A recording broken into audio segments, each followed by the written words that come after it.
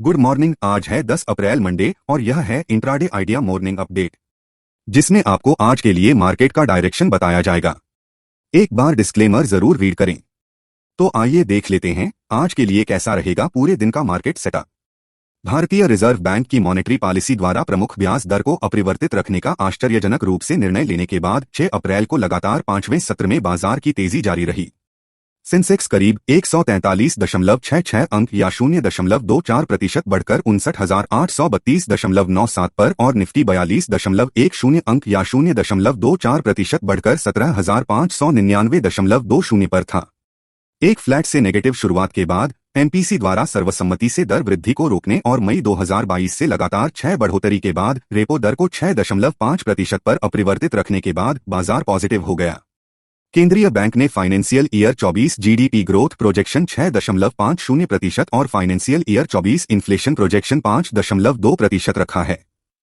7 अप्रैल को good Friday के कारण बाजार बंद रहे।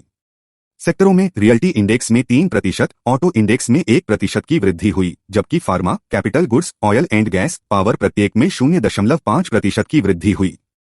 हालांकि एफएमसीजी, आईटी और मेटल में 0.5% की गिरावट आई। बीएसई मिड कैप और स्मॉल कैप सूचकांकों में 0.7% की तेजी रही। 7 बजे की क्लोजिंग के हिसाब से एसजीएक्स निफ्टी ट्रेड कर रहा फ्लैट नेगेटिव 10 पॉइंट्स 17,705 के लेवल पे एंड ग्लोबल मार्केट भी पॉजिटिव क्लोज हुए। मिले जुले डेटा का सेगमेंट को देखते हुए उम्मीद है कि अपना इंडियन मार्केट आज गैप अप ओपन होने की संभावना है। प्रमुख अमेरिकी स्टॉक इंडेक्स गुरुवार को उच्च स्तर पर समाप्त हुए। निवेशकों के रूप में अल्फाबेट के शेयरों में तेजी से मदद मिली। धीमी अर्थव्यवस्था के बारे में चिंतित, आगामी नौकरियों के आंकड़ों को देखा। गूगल 3.8% और माइक्रोसॉफ्ट 2.6% चढ़ा। दोनों ने सत्र के लिए S&P 500 के लाभ के लिए किसी भी अन्य स्टॉक की तुलना में अधिक तेजी प्रदान किया।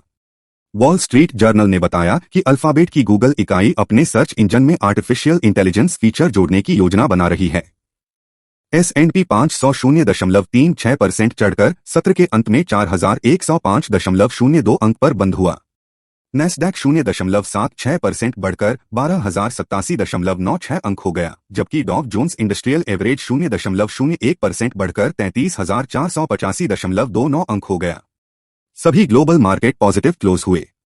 भारतीय रिजर्व बैंक द्वारा ब्याज दरों को अपरिवर्तित छोड़कर बाजार को चौंका देने के बाद 6 अप्रैल को लगातार 5वें सत्र के लिए बाजार पॉजिटिव बंद हुआ और साथ ही वित्त वर्ष 2024 के विकास के अनुमान को 6.4% से बढ़ाकर 6.5% कर दिया।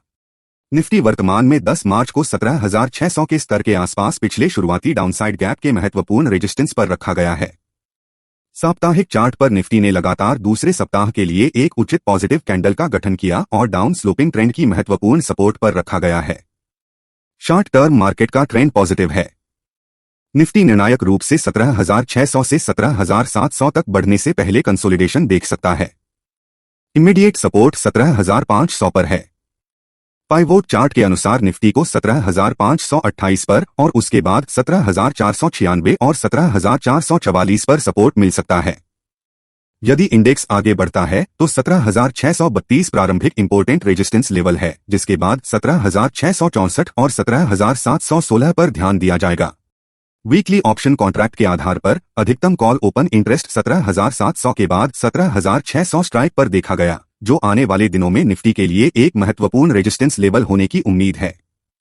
वीकली ऑप्शन कॉन्ट्रैक्ट के आधार पर अधिकतम पुट ओपन इंटरेस्ट 17,500 के बाद 17,600 स्ट्राइक पर देखा है, जो आने वाले दिनों के लिए एक महत्वपूर्ण सपोर्ट लेवल होने की उम्मीद है।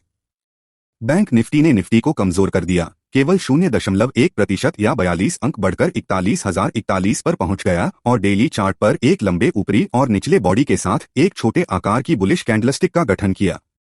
इंडेक्स अब 41,000 के अगले रेजिस्टेंस जोन के आसपास कारोबार कर रहा है और अगर हम आने वाले सप्ताह में इससे ऊपर बने रहते हैं तो हम उम्मीद करते हैं कि रैली 42,000 अंक की ओर बढ़ सकती है। निचले स्तर का सपोर्ट 40,600 से 40,500 पर दिखाई दे रहा है। बैंक निफ्टी को 40,872 पर और उसके बाद 40,765 और 40,591 पर सपोर्ट मिल सकता है। प्रमुख रेजिस्टेंस लेवल 41,219, फिर 41,326 और 41,500 रहने की उम्मीद है। वीकली ऑप्शन कॉन्ट्रैक्ट के आधार पर अधिकतम कॉल ओपन इंटरेस्ट 41,000 के बाद 41,500 स्ट्राइक पर देखा गया, जो आने वाले दिनों में निफ्टी के लिए एक महत्वपूर्ण रेजिस्टेंस लेवल होने की उम्मीद है। वीकली ऑप्शन कॉन्ट्रैक्ट के आधार पर अधिकतम पुट ओपन इंटरेस्ट 40,500 के बाद 41,000 स्ट्राइक पर देखा है, जो आने वाले दिनों के लिए एक महत्वपूर्ण सपोर्ट लेवल होने की उम्मीद है। नेशनल स्टॉक एक्सचेंज के अंतिम आंकड़ों से पता चलता है कि विदेशी संस्थागत निवेशकों एफआईआई ने 475.81 करोड़ रुपए के शेयर खरीदे, जबकि घरेलू संस्थागत निवेशकों डीआईआई ने 997.08 करोड़ रुपए के शेयर बेचे।